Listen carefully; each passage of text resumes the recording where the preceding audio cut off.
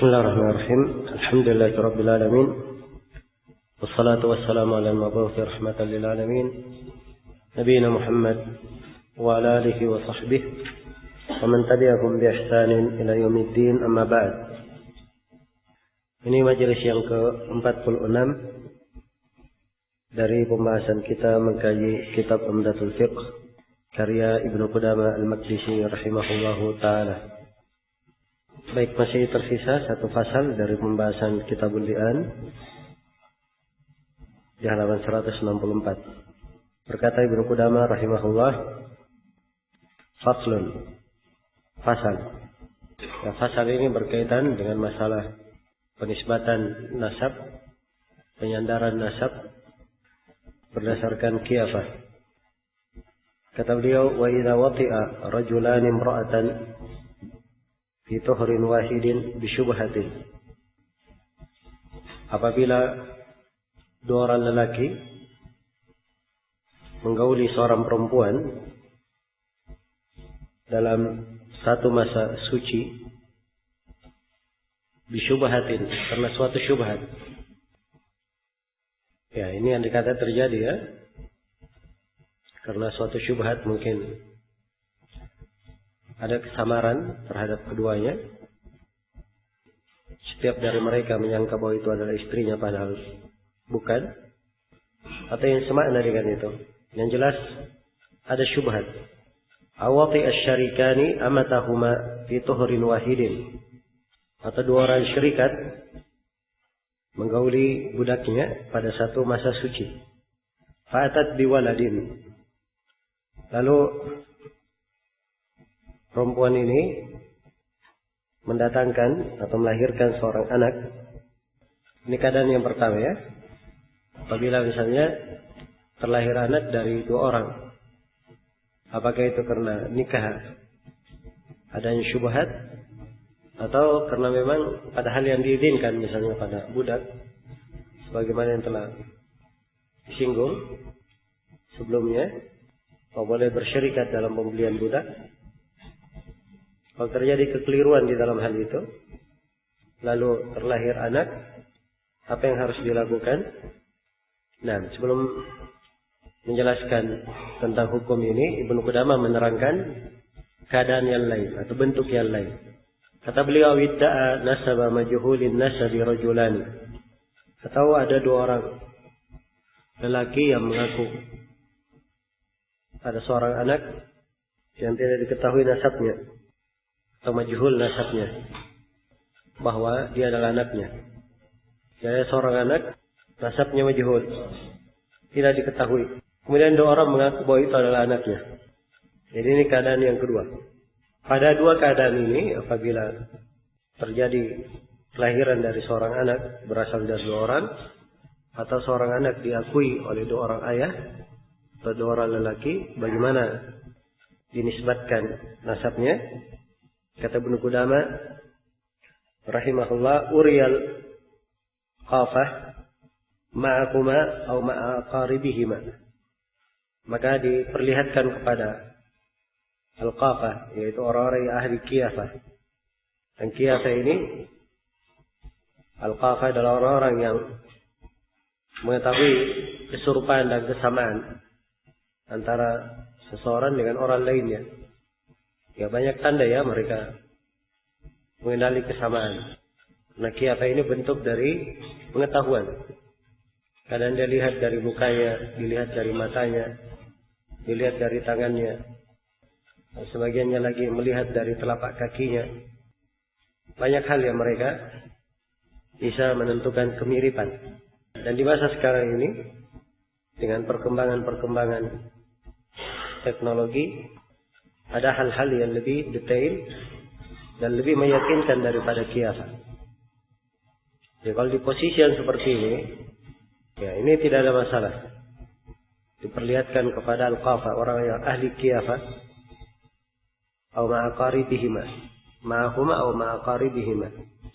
Nanti diperlihatkan siapa yang cocok kepada dua orang ini, atau kerabat dari dua orang tersebut yang mengakui. Fa'ulhiqa biman alhaquhu bihi minhuma. Kemudian nisbat anak itu dinisbatkan kepada orang yang dianggap secara ilmu qiyafah bahwa itu adalah nasabnya atau yang terdekat dari nasabnya. Nah, jadi kalau orang-orang yang menganggap ahli qiyafah dari A dan B misalnya, dia katakan bahwa si A yang mirip dengan anak ini, maka nisbat anak itu dinisbatkan kepada si A. Demikian. Kemudian kata beliau rahimahullah, wa in ashkala amruhu aw ta'arada qaulul qafah aw lam yujad qafah turika hatta yablugh. Nah, ini pembahasan yang kedua, bila nasab seorang anak belum ditetapkan hingga dia balik. Nah, kata beliau apabila perkara si anak muskil, ada kesamaran, rumit, atau setelah ditunjukkan kepada orang-orang yang ahli qiyafah, mereka silam pendapat, berbeda pendapat, atau tidak diketemukan qafah. Sebab ini keahliannya, Anda semua orang memiliki keahlian ini. Anda semua orang memiliki keahlian ini. Turik hatta yablugh. Maka anak itu pun ditinggalkan sampai dia balik. Wa yulhaqu biman tasaba ilaihi minhuma. Kemudian si anak ini ditinggalkan untuk memilih siapa yang dia ingin bernisbat kepadanya. Nah, ini keputusan dari Ibnu Qudamah rahimahullah di dalam hal yang seperti ini. Jadi kalau misalnya si anak ini tidak bisa ditentukan nasabnya kemana,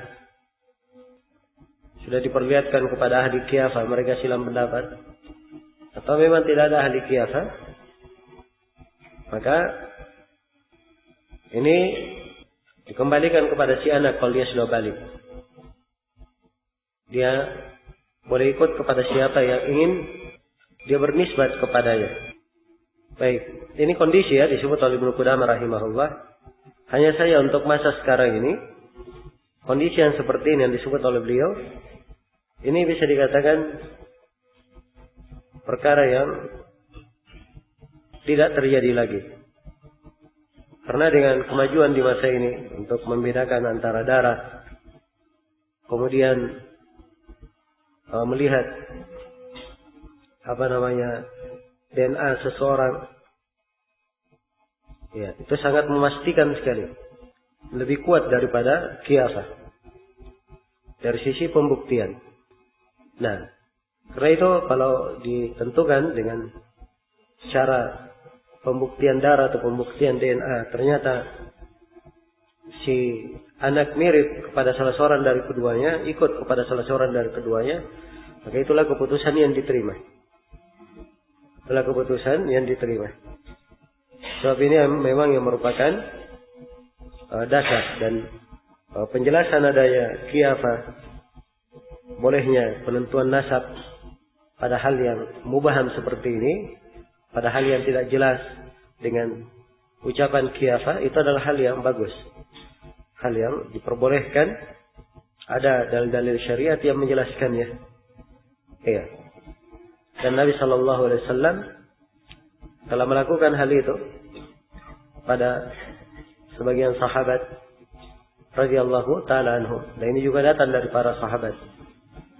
Baik. Karena itu qiyafah ini adalah sumber ukuran di dalam pendalilan, dikiaskan dengannya, masuk di dalamnya hal yang semana dengan qiyafah atau lebih kuat daripada itu di dalam pembuktian. Seperti masa sekarang ini yang saya sebutkan tadi tentang mengukur ukuran darah misalnya, ketentuan darahnya, golongan darah, atau dengan pembuktian DNA-nya. Dan semisal dengan itu, ini lebih kuat di dalam menjelaskan anak ini anaknya siapa, ikut kepada siapa. Kalau ucapan orang ahli qiyafah saja diterima, maka pembuktian dari sisi ini tentunya lebih layak untuk diterima lagi. Kemudian kata beliau rahimahullah, wala yuqbalu qaulul qa'if illa yakuna dzakaran adalan mujarraban fil isabah. Kemudian Ibnu Qudamah di sini memberikan ukuran kapan ucapan ahli qiyafah itu diterima. Kata beliau, ucapan al-qaif, orang yang melakukan qiyafah tidak diterima kecuali kalau dia adalah seorang lelaki adlan, seorang yang adil. Adil maksudnya tidak dikenal dengan kefasikan atau sebab-sebab khawarimul muru'ah, perkara yang merusak akhlak dan muru'ahnya. Mujarraban fil isabah, dan sudah terbukti dia apa?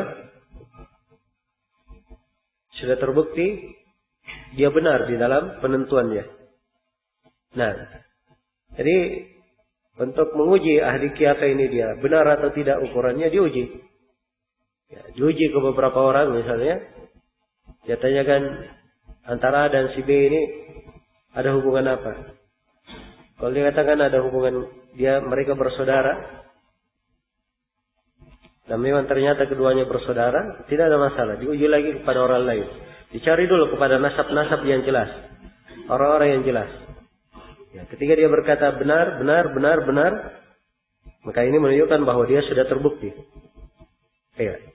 Kalau sudah dipastikan dia terbukti, penentuan secara qiyafahnya, dari sisi kemiripan dia terbukti bisa menentukan, maka ucapannya pun boleh dipakai. Tapi ini setelah adanya pembuktian. Iya. Baik, selesai pasal ini.